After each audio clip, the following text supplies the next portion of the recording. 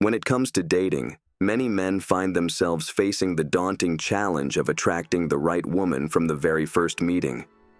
It's no secret that making a lasting impression is crucial, but the question is, how can you do that?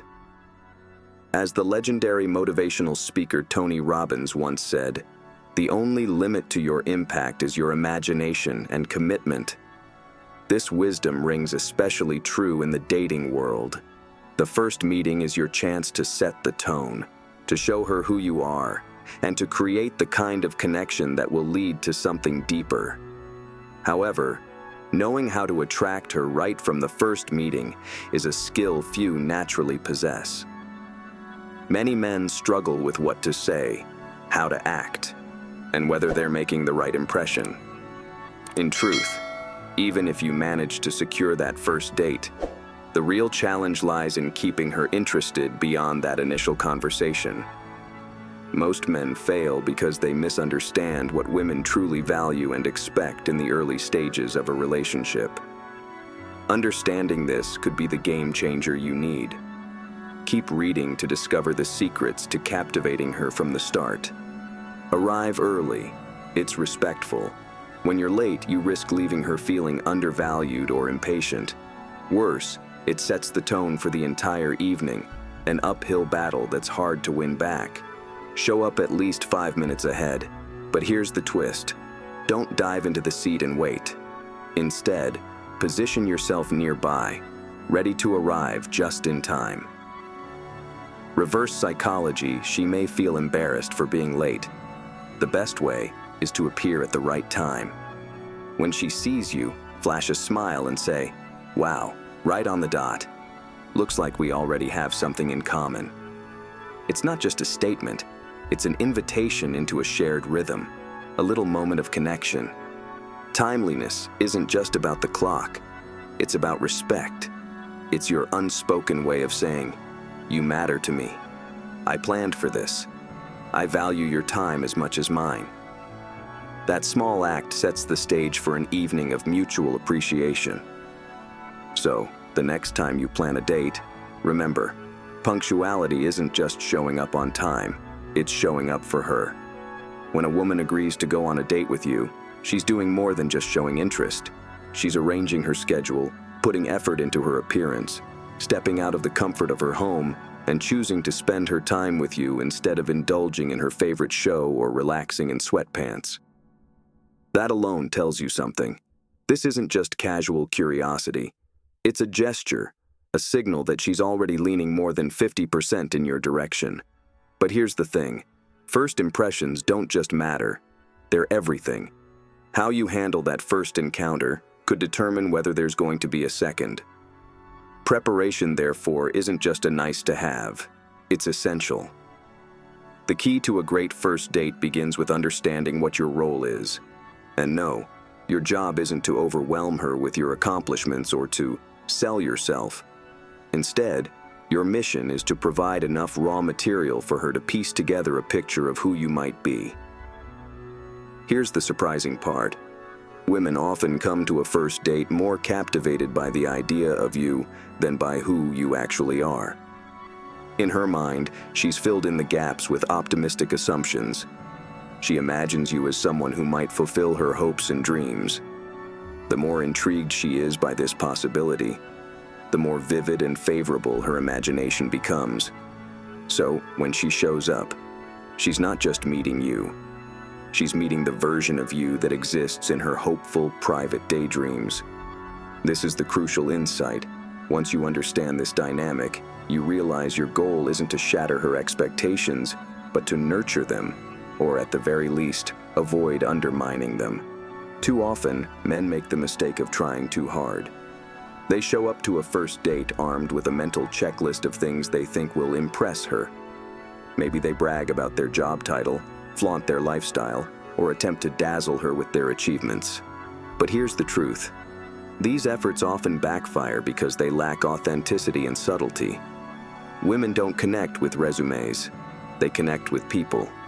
The problem with this approach is that, in your eagerness to impress, you end up revealing too much of the mundane reality behind the curtain. And let's be honest, No real-life existence ever fully lives up to someone else's fantasy. Instead, flip the script. The best first dates aren't monologues. They're dynamic conversations. The idea is to let her talk more than you, ideally 2 to 3 times as much. Your role is to gently guide the interaction by asking thought-provoking questions and introducing emotionally engaging topics. Encourage her to share her stories, ideas, and reflections. As she speaks, she experiences her own emotions, and those feelings become intertwined with the experience of being with you. Here's the magic. By giving her the space to talk, you allow her initial curiosity to remain intact. You don't prematurely disrupt her fantasy. And as the conversation flows, she begins to associate the positive emotions she's feeling with your presence. The opposite, however, can be disastrous. If you talk too much about yourself or fail to engage her meaningfully, the spark quickly fades. The date devolves into a shallow exchange of surface-level questions, an interview rather than an adventure. She might leave thinking you're a nice guy, but without emotional connection, there's no spark, no story worth revisiting. At this stage of your relationship, your chances of aligning perfectly with her private, idealized vision are incredibly slim. Remember, it's that very vision, her imagination of what could be, that sparked her interest in the first place. She showed up not because you were a perfect fit, but to explore the potential of a shared future. Yet here's the truth. The odds that her internal narrative of who you should be matches reality. Close to zero. So what's your move?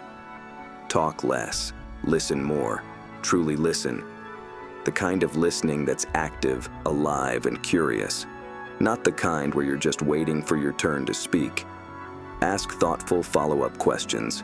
React with genuine curiosity. This isn't a performance, it's a collaboration. Here's another thing. Keep your phone out of sight. Too many guys lean on their phones like a crutch when conversations get awkward. The problem? That little screen steals your attention, and she notices.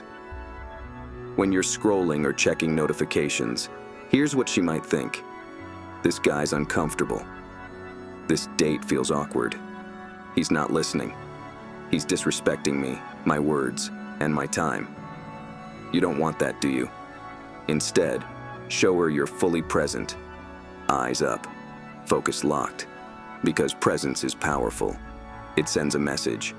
I value this moment. I see you. Let her words take center stage, and let your curiosity drive the dialogue. Connection isn't about impressing her with who you think you should be.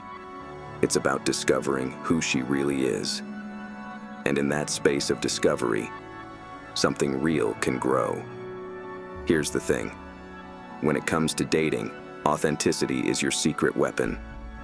Too many guys fall into the trap of trying to be overly nice, excessively polite, or even unnaturally reserved, thinking that's what will win her over. But let me tell you something. She can sense it. She can see through the act, and you know what happens.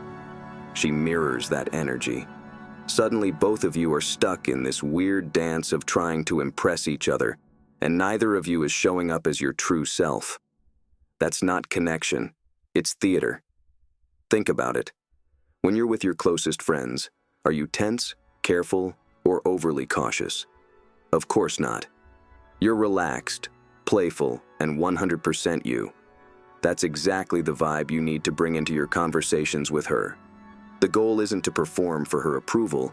It's to create a moment of genuine, lighthearted connection where both of you can just be. Let me paint a picture. Say she tells you she's a doctor. The too nice guy might go, "Wow, that's amazing. How long have you been doing that? Do you love it?" Sure, it's polite, but it's also predictable. The overly serious guy might say, "My cousin's a doctor too. He works at insert hospital name, and he's told me all about the challenges of the field." Great, but that's just another dry conversation. She says she's a doctor, and you respond with, "A doctor, huh? Okay, so if we start dating, I'm definitely forwarding all my emergency calls to you. Think you can handle that?" Boom. Suddenly, the energy shifts.